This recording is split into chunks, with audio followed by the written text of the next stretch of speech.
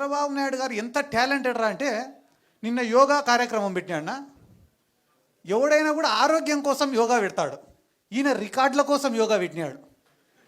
ఎందుకు రికార్డుల కోసం యోగా పెట్టినాడంటే మా ఊర్లో 10 సంవత్సరాల ముందు చచ్చిపోయినోడికి పార్టిసిపేషన్ సర్టిఫికేట్ ఇచ్చినారు యోగాలో. నిన్న మొన్న చచ్చిపోయినోడు కాదు, 10 ఏళ్ల ముందు చచ్చిపోయినోడికి పార్టిసిపేషన్ సర్టిఫికేటు యోగాలో. ఏమన్నా శవానికి శివాసనానికో సర్టిఫికేట్ ఇచ్చినారేమో.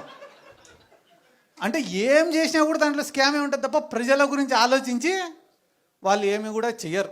కానీ మీరందరూ కూడా గుర్తుపెట్టుకోవాల్సింది ఏమరా అంటే ఈ భారతదేశంలో ఇంకొక గొప్పటి అవకాశం. ఒకరిపైన ప్రేమతో ఓటేసేదానికన్నా ఇంకొకటి పైన కోపంతో ఓటేస్తారంట. ఈరోజు మళ్ళీ తెలుగుదేశం వాళ్ళకి ఫస్ట్ చెంపదెబ్బ అనుకోండి, మెట్టు దెబ్బ అనుకోని పడేది ఏడనో తెలుసా? ఈ వైన్ షాప్ల కాడనే. ఒరే వైన్ షాపులు వచ్చినాయి, ఇంకా మన గల్లాపేట నిండుతుంది, మన జోబులన్నీ నిండుతాయని అందరు వేసినారు ఆ టెండర్లు. నీకు 10 రూపాయలు ఇచ్చినాయి అనుకో, ఇద్దరిని తినమంటే ఎంత తింటాడు? ఒక్కొక్కడు 5 రూపాయలు తింటాడు. కానీ 10 రూపాయలు ఇచ్చి 10 మందిని తినమంటే ఒక్కొక్కరికి 1 రూపాయి వస్తుంది. ఈరోజు ఒక నియోజకవర్గంలో 10 బెల్ట్ షాపులు, 10 వైన్ షాపులు పెట్టినారు. ఫస్ట్ తెలుగుదేశం వాడిది అనేది తెలుగుదేశం కార్యకర్తలే, వేరే ఎవడిది అన్నాడు. అది ఎప్పుడు తెలుస్తుంది? 2 ఏళ్ల తర్వాత లెక్కలు వేసుకునేప్పుడు తెలుస్తుంది ఎంత బొక్క పడింది అనేది. ఇప్పుడే తెలియదు. ఎందుకంటే నేను కూడా మా ఊర్లో ఒక ఏరియా ఉంటుంది, షికారిపేట అని ఒక ఏరియా ఉంటుంది మా ఊర్లో. ఆడ పాపం వాళ్ళు సారాయి కాసుకొని బతుకుతుంటారు.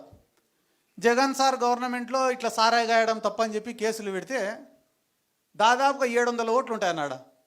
700 ఓట్లు ఉంటే 500 ఓట్లు టీడీపీకి మెజార్టీ ఇచ్చింది.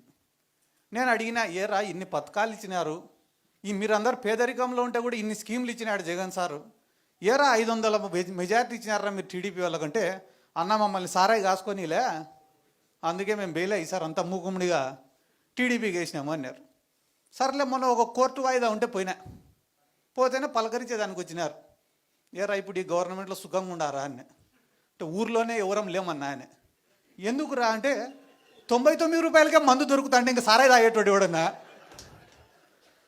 అంటే నువ్వేం తప్పు చేయాల్సిన అవసరం లే, ఉన్న ప్రభుత్వమే వాడి నెత్తి మీద వాడే టోపీ పెట్టుకునే రోజులు దగ్గరలోనే ఉండయి. ఇక్కడ ఉన్న వాళ్ళకి చాలా మందికి కూడా నేను చెప్పేది ఏమరా అంటే, ఏమి లేని కుటుంబాల నుంచి వచ్చి కష్టపడి ఎదిగిన వాళ్ళు ఉన్నారు, రాజకీయ నేపథ్యం నుంచి వచ్చిన వాళ్ళు ఉన్నారు, పేదరికంలో ఉన్నా కూడా ప్రజల పక్షాన పోరాడి వచ్చిన వాళ్ళు ఉన్నారు, నిజాయితీగా ఒక పార్టీనే నమ్ముకొని ఒక నాయకుడిని నమ్ముకొని పైకి వచ్చిన వాళ్ళు ఉన్నారు, బాగా మాట్లాడే వక్తలు ఉన్నారు. కాబట్టి అన్ని రకాల వాళ్ళు ఇక్కడే ఉన్నారు. కాబట్టి అందరికీ నేను చెప్పేది ఒకటేనా, చాలామంది నాయకుల్ని చూసినాం ఇప్పటి వరకు. ఇందాక మా మైదుకూరు అన్న కూడా ఎవరో ఏడున్నాడో అన్న, ఓకేనా, మా మైదుకూరు అన్న కూడా చాలా గొప్ప మాట చెప్పినాడు. రాజశేఖర్ రెడ్డి సార్ తోటి ఏ రకంగా అయితే అటాచ్మెంట్ ఉన్నిందో మాకు అటువంటి అటాచ్మెంట్ కావాలా జగన్మోహన్ రెడ్డితో, ఈ పదవులు కాదు ఇంకొకటి కాదు అని. నిజంగానే చాలా గొప్ప మాట అన్నది.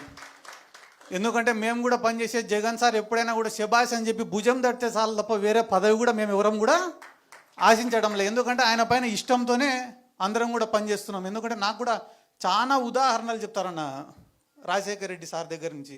ఎందుకంటే ఒక వెల్ఫేర్ స్కీమ్స్ డెవలప్మెంటే కాదు రాజకీయం అంటే. రాజకీయం అంటేనే ఒక ఎమోషనల్ బాండింగ్. సిద్ధార్థ రెడ్డి అంటే రే మావాడరా అని దగ్గర తీసుకునే రోజే మనం రాజకీయంగా గెలిచినట్ల.